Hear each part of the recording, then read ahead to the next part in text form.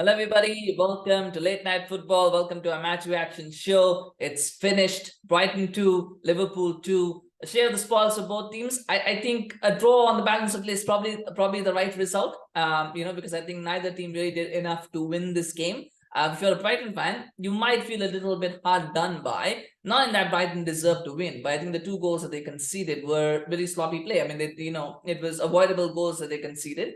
And from that perspective, you could say that maybe Brighton, could have won this game. Not that they deserved to win, could have won this game had they been a little bit more, composed and a little bit more smart about how they went about this game. But from that perspective, maybe you could feel a little bit sad for Brighton.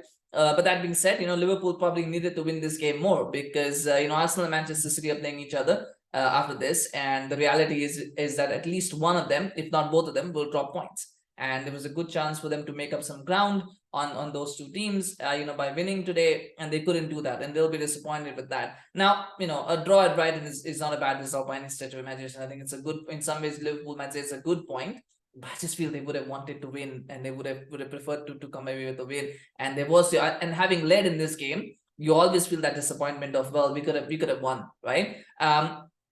So that perspective, but I think you've got to look at it. It's been a tough week for Liverpool fans. I mean, the thing that happened at Tottenham, has been. I'm sure there'll be a lot of PTSD from that for a long, long time to come. I can't see a situation where we're not going to be talking about this for still quite some time. I can't imagine a situation like that. I think this will be the postmortem that will go on for quite a while. There were no contentious decisions today, thankfully. But that being said, there was always going to be a little bit of trepidation around this game because the refs are going to have to be careful. There was going to be a shadow over this game, and thankfully we've negotiated that safely, and that we've got through another game where there's not been too many contentious decisions. But that being said, Klopp got his selections wrong right at the start of this game. The fact is, yes, he didn't have Curtis Jones, and I think Jones, McAllister, and Szoboszlai do complement each other quite well. But not having Curtis Jones today was a big miss. But I thought picking Harvey Elliott was the wrong option. It was the wrong choice because the thing about Harvey is that you go immediately when you pick Harvey Elliott, you're now expecting Alexis McAllister to be the sole CDM in many ways because Szoboszlai will track back, but he's not really someone who's defensively minded,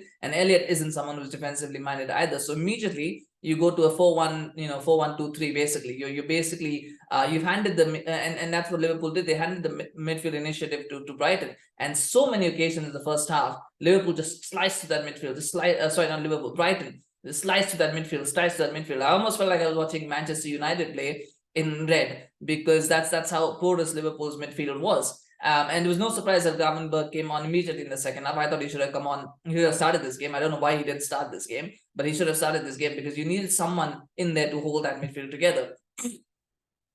The first goal, though, and in fact, all three goals in the first half were really a case of of bad passing out from the back. Now, I'm not someone who I'm not someone who's who's going to say, oh, passing out from the back is overrated or not required. I think there are merits to playing out from the back. I think there is a way to do it. I just feel that sometimes teams get so caught up in this idea of playing out from the back that they often make a mess of very simple, straightforward situations, and that's what happened as well. Alisson trying to play out from the back, he passes the ball to Van Dijk.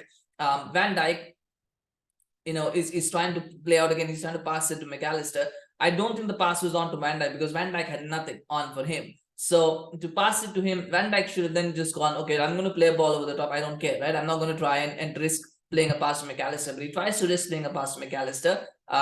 Fair play to Adingra. He comes in and steals the ball from McAllister. From there, it's trouble because Alisson is out of position because he's gone so far forward to play just a sideways pass, right? Van Dijk's out of position because he's so far wide to make sure that he's a receiver. So Adingra has a very clear, easy route to goal. And I think Alisson was out of position. So it's always going to be difficult for him to save. I still think he could have done better on the save. But the problem for him is because he's so far out when he's made that pass, it just puts everything else out of whack. And Adingra scores with that shot. It's a beautiful shot, by the way, to make sure that he gets it far enough away from Alisson, but also, that is going to in the net. Because oftentimes these kind of shots, you sometimes get rushable and you try to chip the goalkeeper, you try to take a hard shot and you go wildly off target. Credit to Adingra, where he was composed and he said, no, I've got my area that I want to score, and he goes for it. And that's a fantastic first goal. And then Brighton just gave it away. They were looked in control, they looked in command, and then just towards the end of the second half, towards the end of the first half, they just gave it away.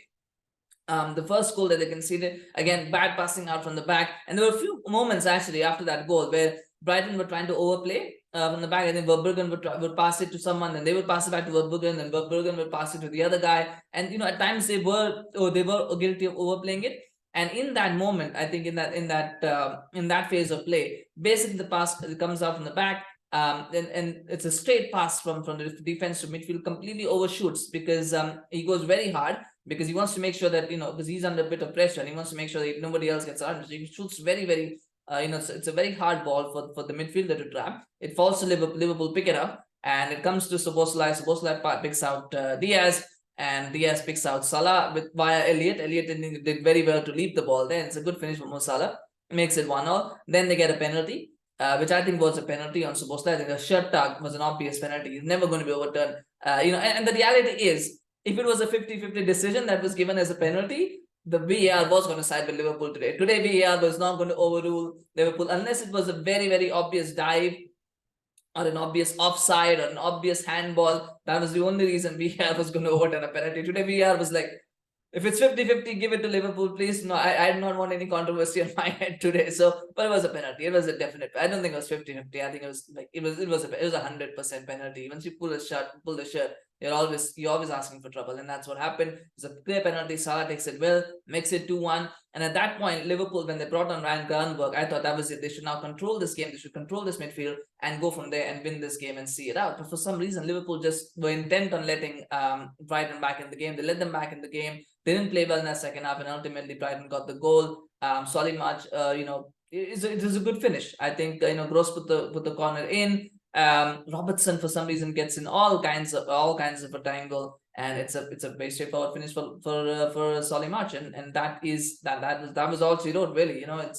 It's disappointing, and I'm just gonna check this here for a moment, but it is it's sad. And in fact, sorry, it was March who put the corner, and Dunk was the one who scored. I was getting it wrong. Yeah, Solly March put the corner in, and Lewis Dunk finished it off with a header because Robertson couldn't really deal with it, and that's just sad. That is, it'll be sad for Liverpool, but great for Brighton, and Brighton needed that because they've had a few really average results. I think Zerbi is finally being found out as a manager, not in terms of his ability, but it's one thing to be able to play 40 games in a season where you're expected to win 50-60%, and you think that's a great season. And it's another when you have to start playing 50-60 games, you have to rotate your squad, and you still have to win about 70-80% of your games, right? You still that is something, that's a different kind of pressure, right? That's a different kind of ball game. And I think De Zerbi is now learning that in order to be an elite manager, you need to be able to do this part of the game as well. And I think he's struggling with that at this moment in time.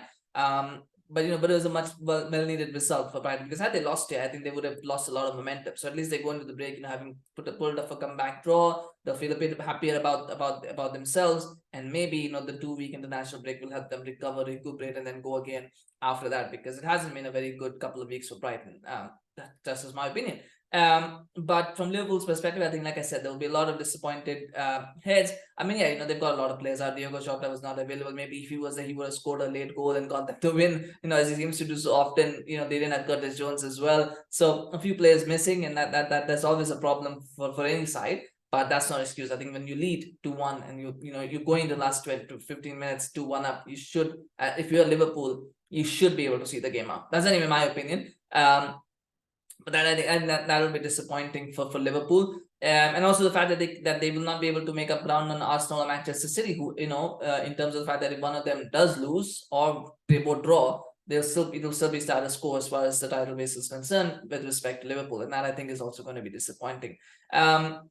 And like I've said, one thing that I've kept consistent is saying Liverpool are a side that are going to score goals, but they're also going to concede goals. And so these kind of results will happen. There will be games you can't always outscore your opponent, right? You're not always you need clean sheets somewhere in there as well.